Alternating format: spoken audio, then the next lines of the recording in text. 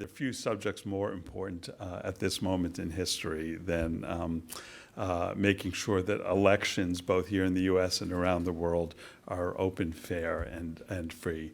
And of course, President Osmani, thank you so much for taking time out of your busy schedule to be with us here this afternoon. I know you are here for the UN General Assembly and that you have a completely packed schedule. It's a particular honor that you are with us. Kosovo is the world's second youngest country. Your nation, like our nation, was born in conflict, but your conflict is much more recent and direct and has affected you and everyone in your country in very direct and personal ways.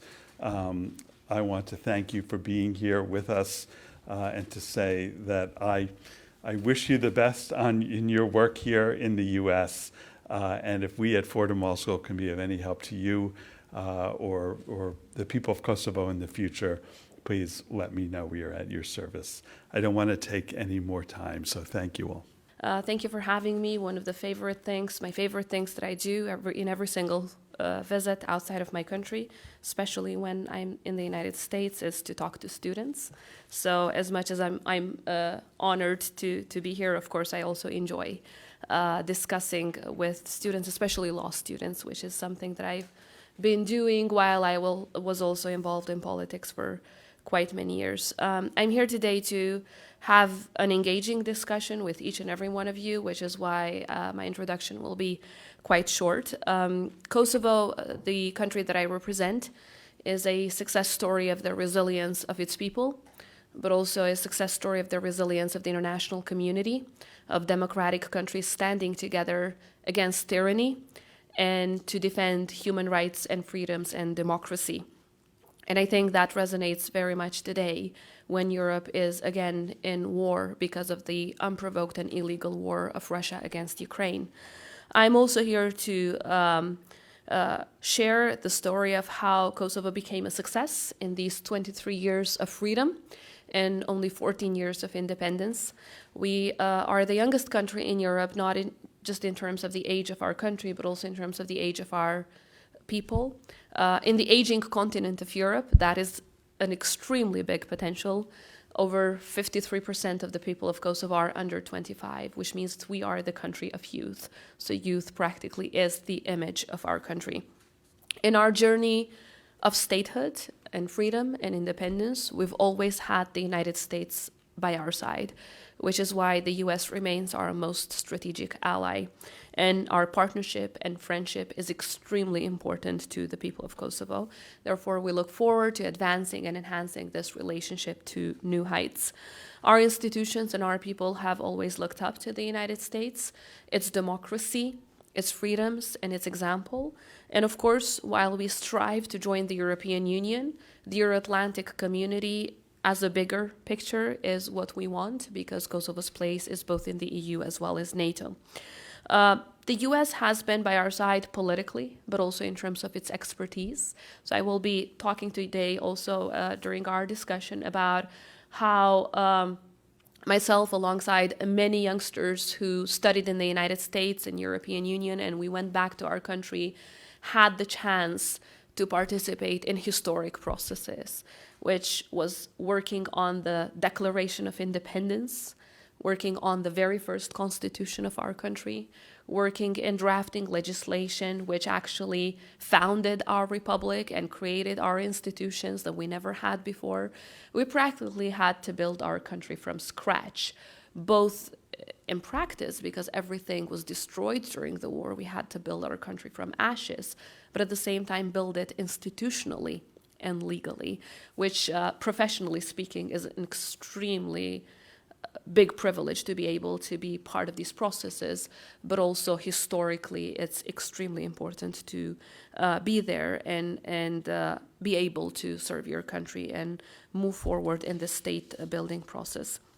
I will be talking during our discussion a little bit about not just the electoral system that was adopted in our constitution, but also why the constitution of Kosovo became one of the most advanced documents in the continent of Europe when it comes to fundamental human rights and freedoms, and especially when it comes to rights of minority community, although they comprise only 8% of our population.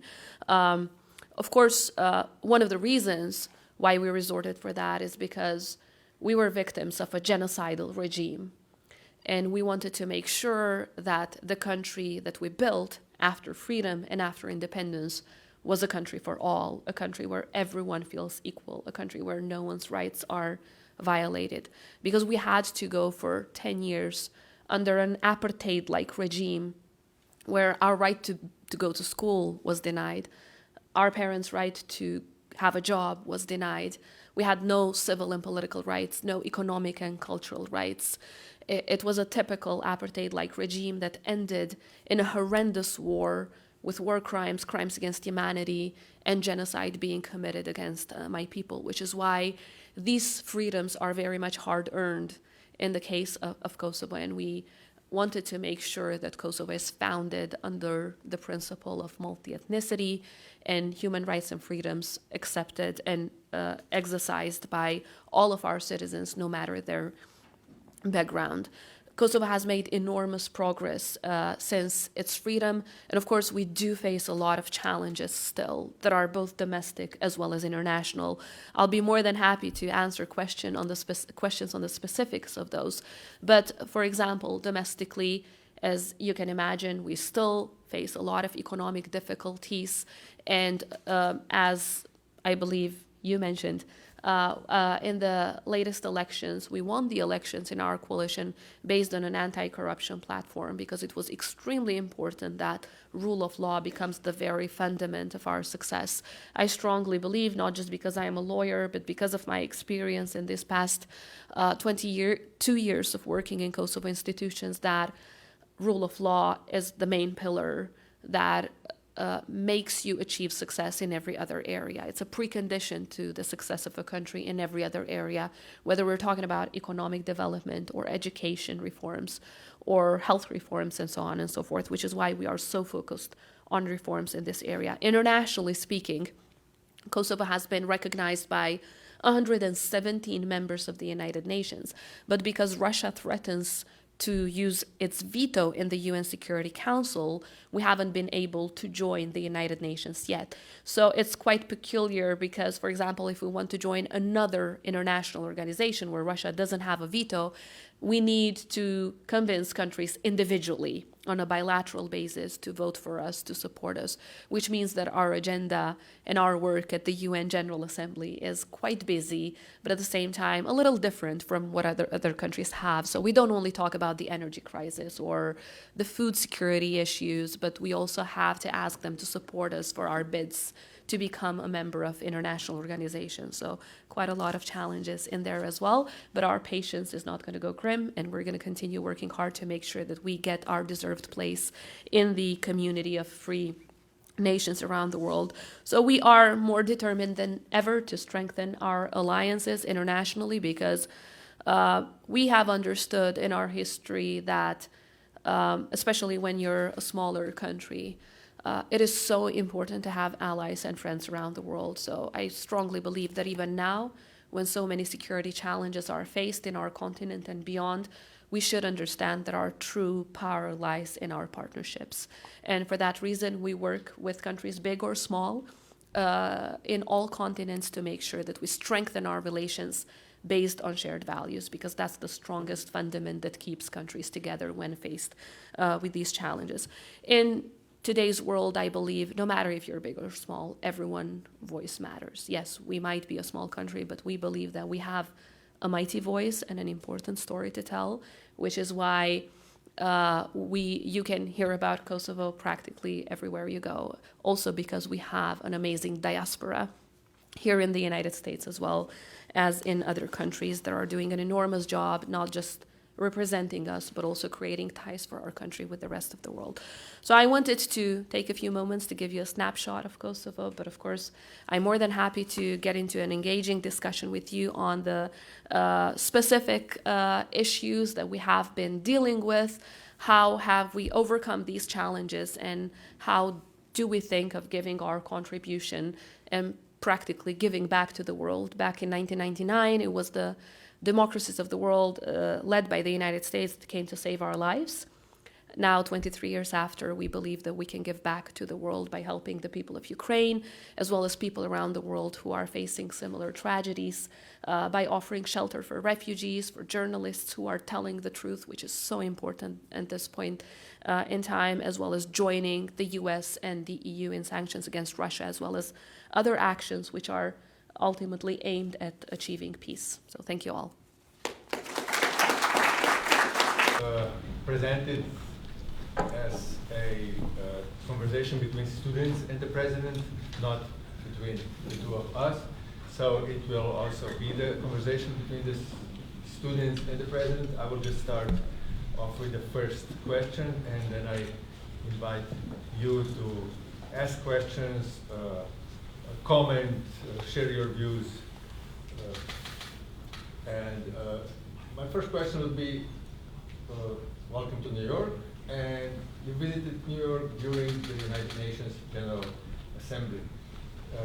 Kosovo is not a member of the United Nations, but the International Court of Justice recognized that the independence is in line with international law, and Kosovo is a member of several international organizations. What were your main activities during the week in New York?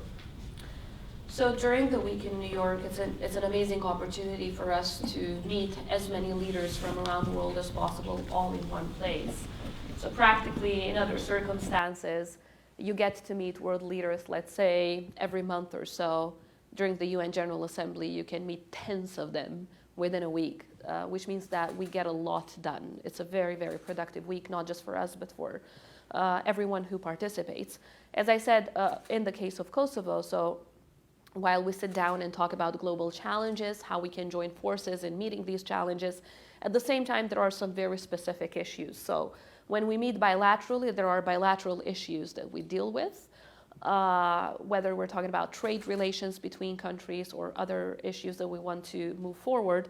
But at the other side, for example, we ask for the support of these countries to vote for our membership in specific international organizations where we are seeking membership at this point in time, or we're planning in the next couple of months and years, because it's very important to plan ahead. So what we've learned in the past 14 years of independence, that in order to join an international organization, you can't just, work for 2 weeks and get enough votes. You really need to work for at least 2 years intensively. Good planning is key, like for everything else, as you know. So we do a lot of that, and then we meet countries that have not recognized Kosovo, and we try to convince them to do so. So it's a process. It's a process, as we have seen. And I've been involved personally in so much of that, because when Kosovo declared independence, I was the chief of staff to the former president in charge of foreign policy, which means recognitions and memberships were the main things that I was involved in, including the UN General Assembly week meetings. And for so many of them, it does take time until you get to that decision. And the more time passes, the harder it gets, because the low-hanging fruits are already there. So now it's a little higher of an achievement. But we believe that we're on the right track, because, as you rightly pointed out, the International Court of Justice had decided back in 2010 that Kosovo's independence is fully in line with international law, and also explained why it is not a precedent for other places. It has also given so many answers to countries that might seek for answers on what would be the right decision in this case. So politically, legally, as well as historically, it is, as you compared it, Dean, it's just like the independence of the United States of America. And practically no reason for countries to fear recognizing Kosovo. Quite the opposite. I believe countries have a lot to gain.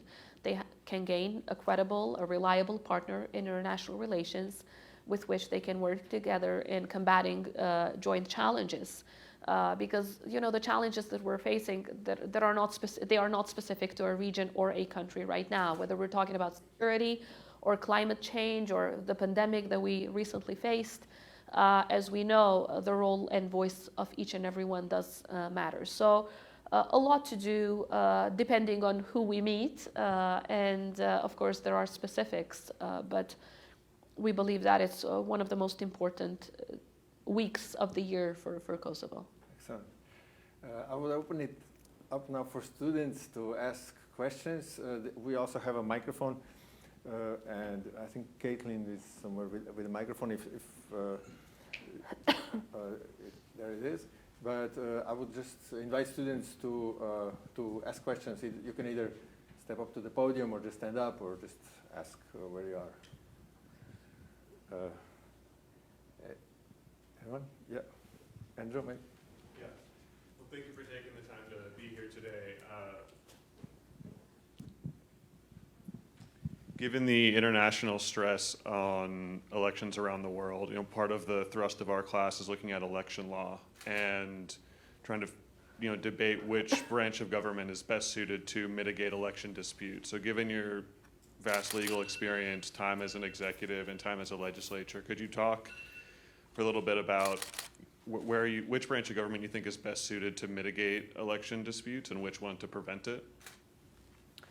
So in our experience, but of course it does depend from country to country, but in our experience, it should definitely be the judiciary. But for example, before a case goes to judiciary in Kosovo, it is dealt by an appeals commission within the Central Electoral Committee. So the Central Electoral Committee in Kosovo is an entirely independent body that administers the elections. And they have what we call its own appeals committee. So political parties or individuals that have something to complain about and have electoral disputes, they can take that case to the appeals committee, sorry. And then from the appeals committee, it goes to the court system. So it does have a chance to resolve it within the electoral committee, but then it normally goes to the regular courts all the way to the Supreme Court. So the politicians never decide about electoral disputes in our system, and I would definitely not recommend it, but that's our country, so. I think that's also the best solution and the most, the solution that's the most in line with the international, developing international standards, that it should be the top court of the country that finally decides on electoral. That's how it is.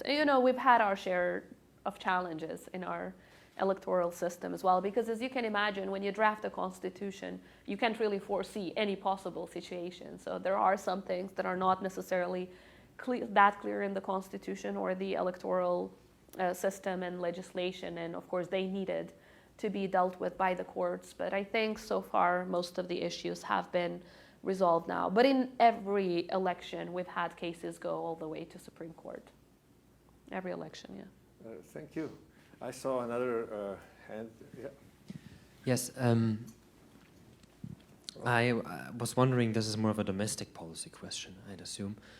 But you mentioned that the Kosovo has a very young population. Now, I know that many countries in the Balkans have an issue with a brain drain, especially of educated young people leaving the country. And with the long-term goals of joining the European Union, that is I'd imagine, an issue bound to also hit the Kosovo. So how do you avoid it now? And when you are eventually part of the European Union, fingers crossed, how do you ensure that the young people stay in Kosovo? It is a big challenge, I would say, not just for our region, but for so many countries in Europe. And for example, especially among doctors, so many Kosovo doctors are going to Germany because they have higher wages.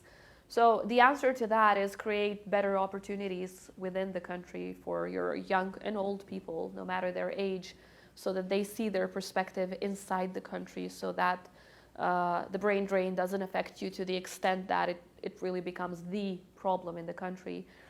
In the past, this was a much bigger problem for Kosovo. Right now, it is still a problem. I'm not going to deny it, mostly because of the economic problems.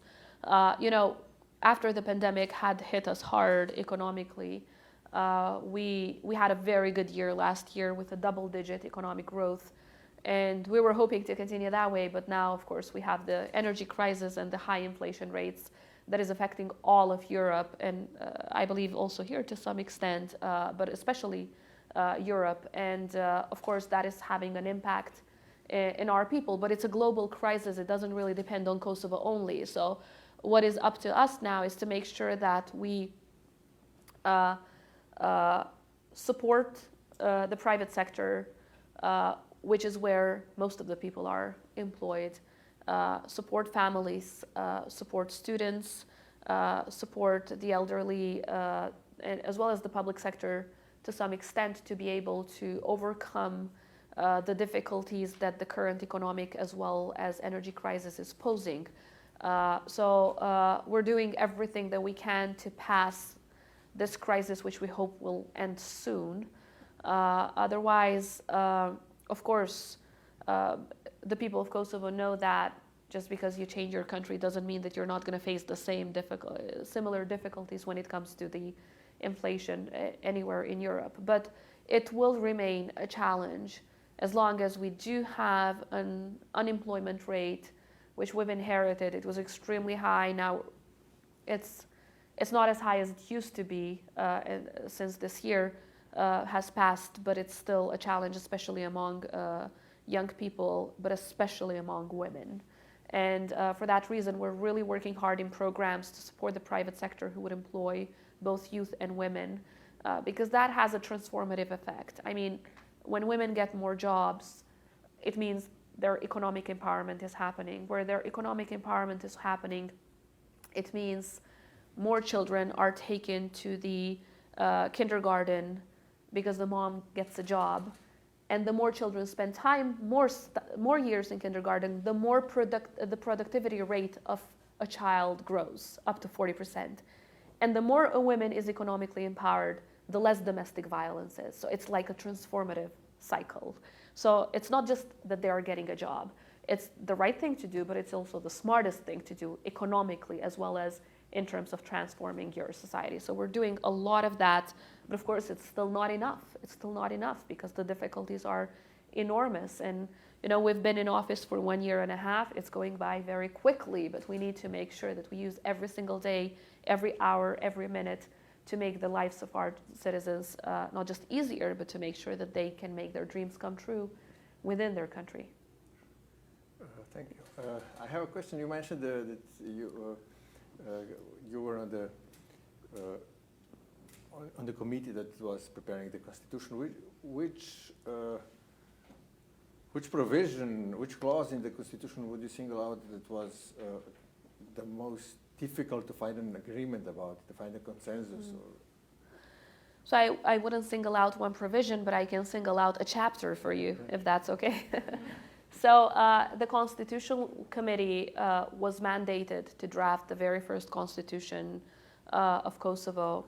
And there was a lot of international presence and support from both the United States as well as the European Union, from experts from countries that had gone through similar struggles, like the Baltic states, who helped us a lot build our constitution and legislation. But mostly it was the United States, I'd have to say. So we were drafting chapter after chapter. For example, when we were drafting chapters on basic principles or human rights chapter or minority community chapter, it was mostly two things. So we had what the so-called Ahtisaari proposal, which was the proposal on Kosovo's independence drafted by the UN Special Representative.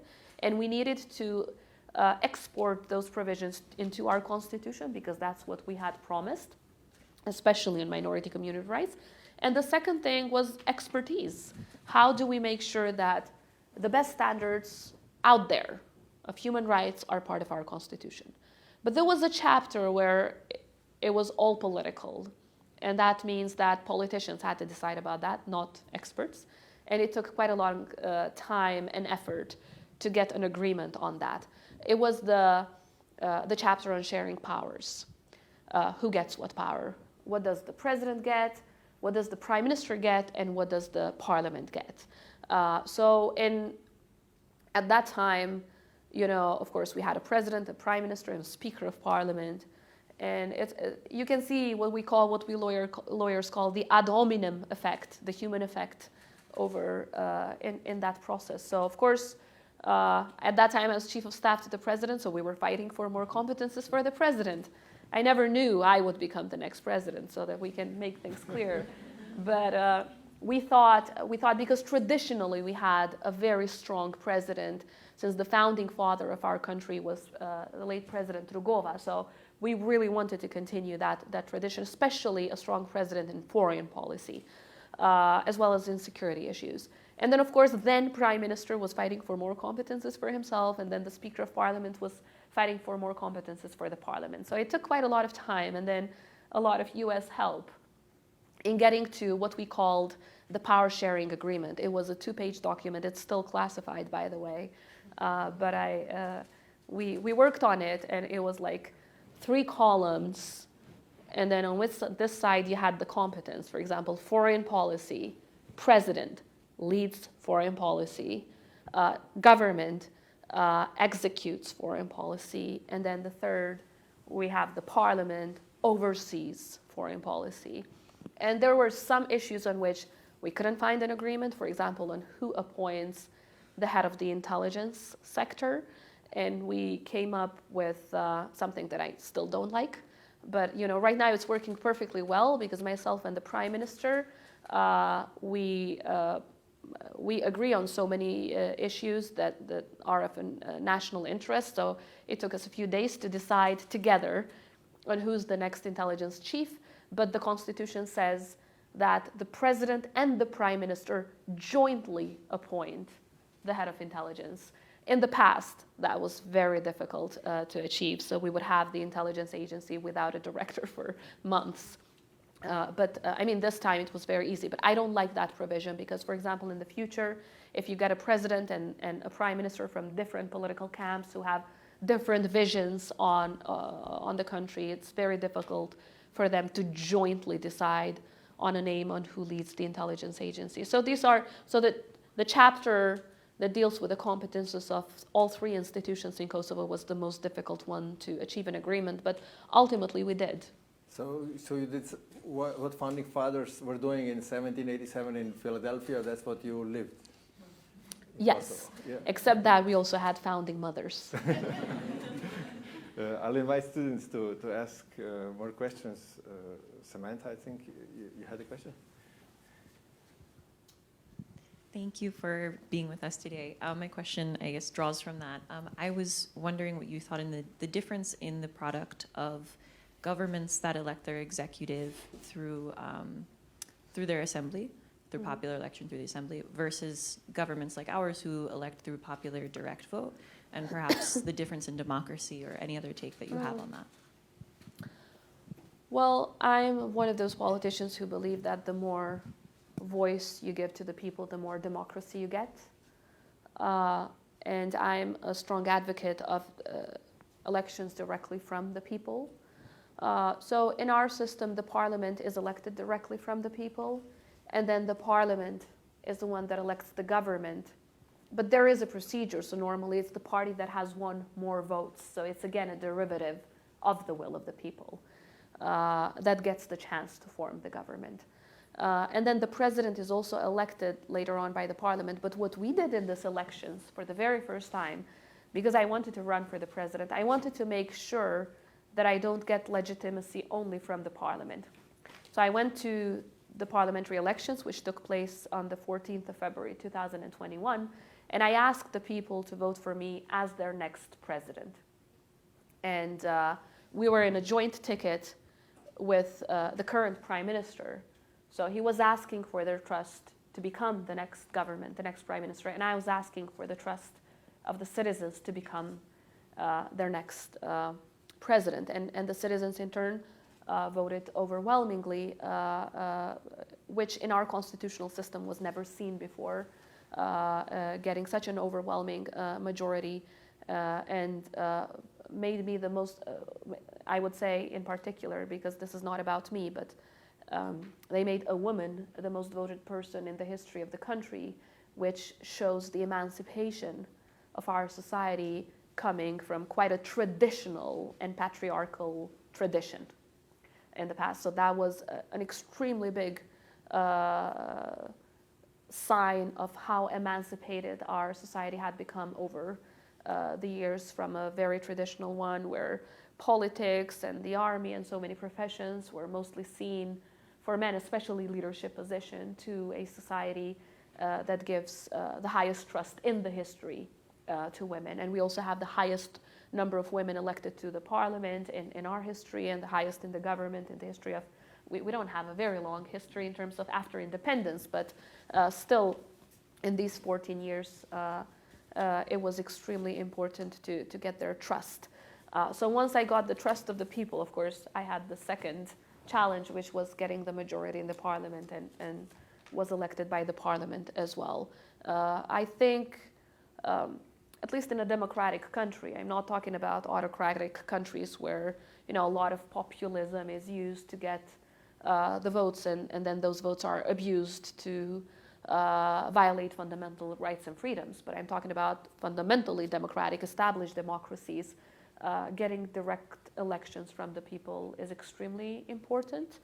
And for us, you know, it has worked this way so far.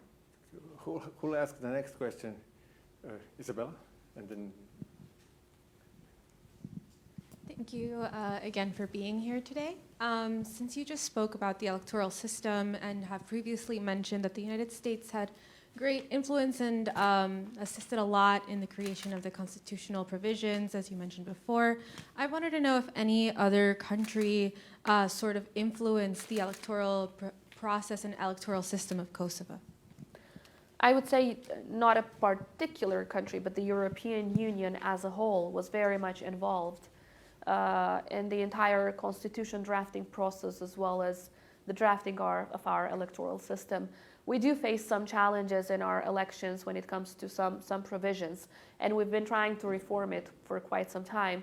But when we declared independence, we had also agreed to a number of, which I believe were very difficult concessions when it comes to the rights of minority communities in our parliament. So practically they have a veto right over changing our constitution and a number of laws, including the local election law. So our parliament has 120 seats. 10 of those are guaranteed for the Serb community. So if we want to change the constitution, even if 110 out of 120 members vote in favor, if these 10 members don't vote in favor, we can't change or amend the constitution. Then, for example, for what we call the laws of vital interests, where election legislation falls, education reforms, and so many other human rights legislation, religious laws, and so on. If we want to change them, we need what we call a double majority. I'm not sure if you talked about the double majority in your class yet, but it's when you have two votes, two sessions of votes for a law. First, you have the entire parliament voting for it, and then you only ask minority communities to vote for it. And if they don't want to vote for it, even if you have 110 votes in favor in the parliament, the law cannot pass.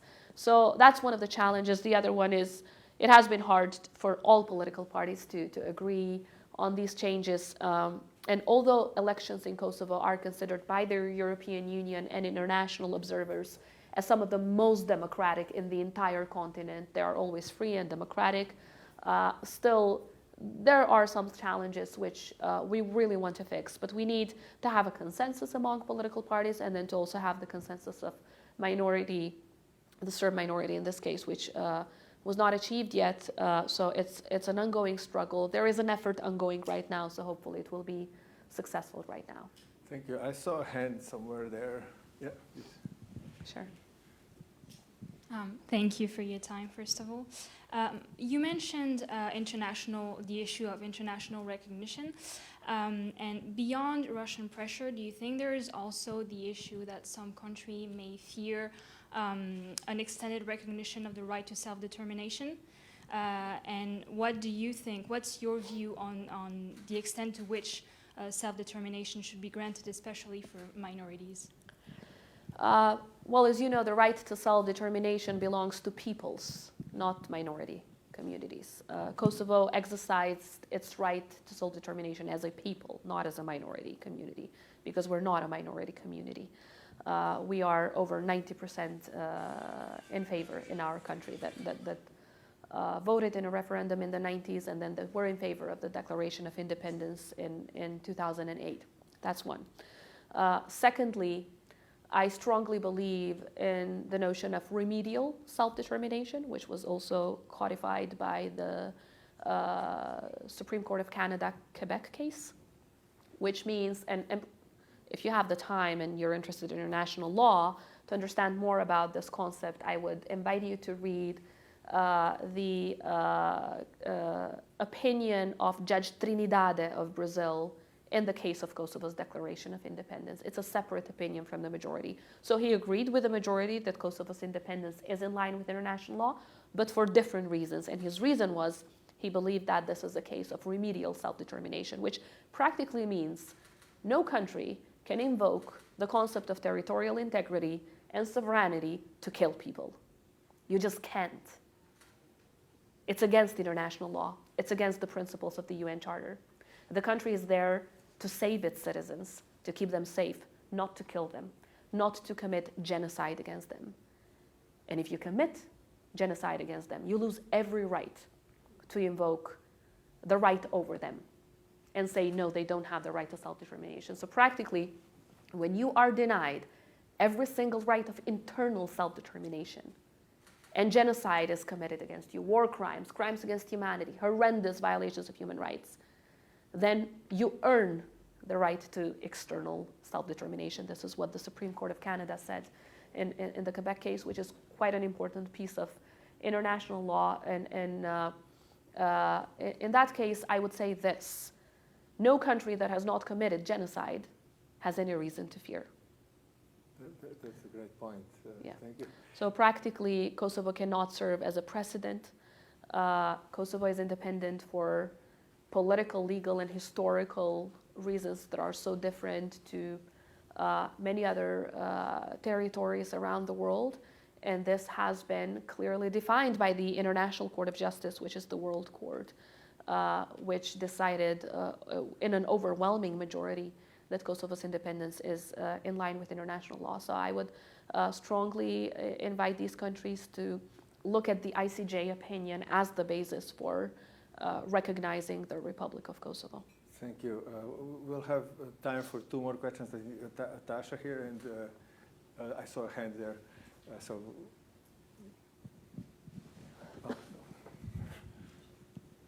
Thank you again for being here. Earlier you mentioned running for office on an anti-corruption platform. I was just wondering, what are some strategies that you have implemented ever since being in office, and how successful have they been? Thank you very much.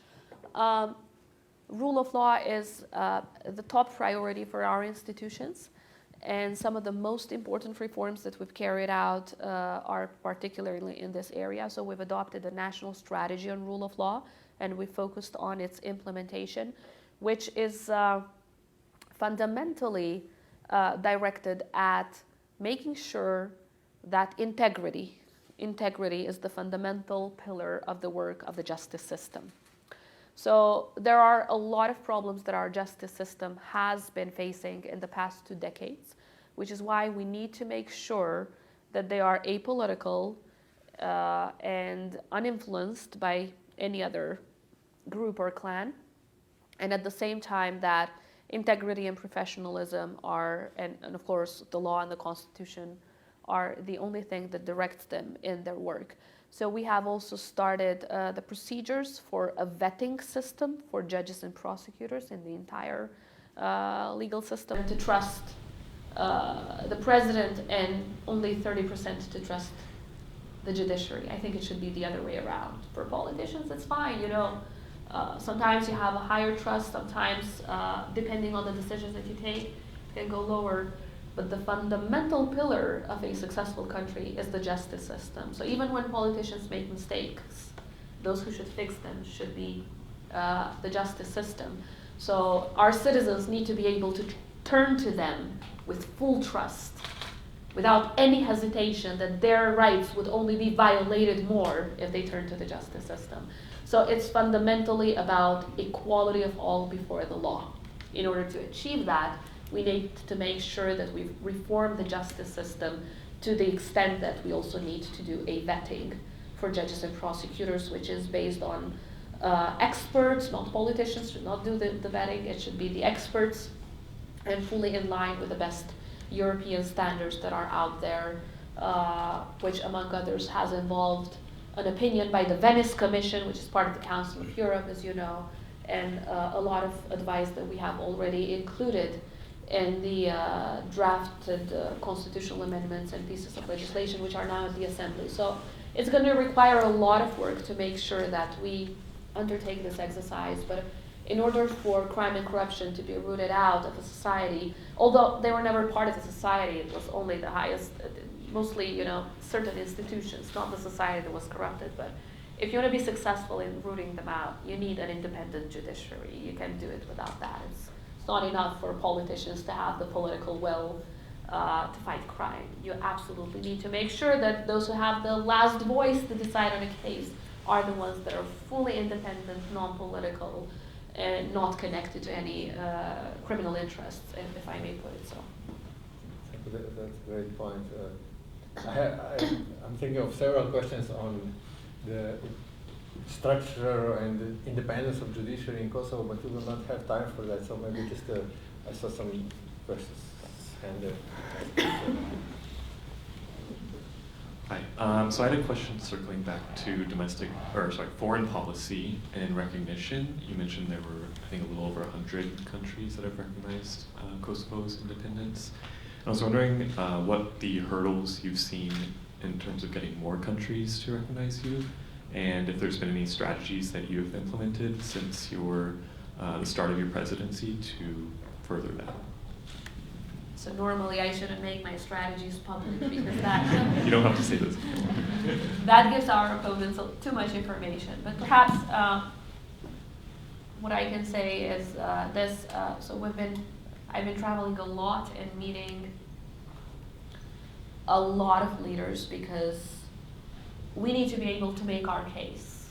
And sometimes the hurdle has been that a certain country has not recognized us because there was practically because we were never a priority in the foreign policy of that country. It's the geographical distance, no specific meetings, no chance to actually for you to make your case and explain why the recognition of Kosovo should happen. In some other cases, they have fears as the ones that were mentioned before, so we need to clarify that they have no reason to fear from that decision and recognition. In some other cases, it's because they are too influenced by Russia and Serbia, and they just, you know, they have different priorities in mind in terms of international relations. There have been also a few instances where it was simply, you know, a matter of procedures. For example, in some countries, the decision to recognize someone is the decision of the government. That's always the easiest thing. But if you need to put it on a vote in a government, then there are complex systems. If it's just the prime minister deciding, it's easier, or only the president, it's easier.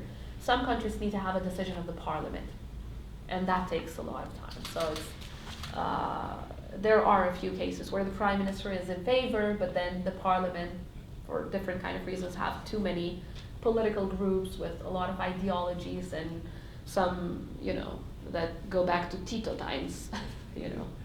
So it's a little, it's quite a challenge, but you can just use the same arguments everywhere because there are countries that have gone through such similar historical events like Kosovo, and with these countries it's extremely important that we talk about how we went through exactly the same that they did. There are some countries that are very interested in legalistic arguments. There are some others that would only politically look at the issue. So I would say with some we are much closer to a decision. I'm talking about the remaining ones that have not recognized us.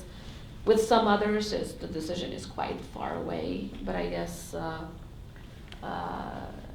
it is something that we knew at the time when we declared independence, that it's going to take some time. But look, the people of Kosovo have been fighting for freedom for centuries. So it's not like we're going to give up now. Someone told me that you're like eagles. That's why there's eagles in Kosovo and Albania. Yeah. Like memorabilia and flags because you're so strong and fighters and do not give up. But for the last question, I would finish where you started. You mentioned that you never thought that you would become a president when you were a young lawyer. Here it's about 50, 60 law students. What would be your message, your advice to law students? Maybe someday one of them will be the president of the country. Of course. I guess my advice would be never stop being an activist at heart. That is the most fundamental issue, no matter the job that you will have and you will end up with. Whether you will be a lawyer in a law firm, or you will work with the government, or I don't know, in a human rights organization, or you will end up becoming president or a congresswoman or a congressman. It's very important that you never forget that your job needs to make a difference in people's lives, a good difference, of course. That's the fundamental issue that we should not forget in our jobs. No matter where we are, at certain points in our lives, it's important to understand that we're there to serve the people who we represent. And then when you see that you're doing just that, you will absolutely feel fulfilled, no matter where you are, in the law firm, in the human rights organization, or as president.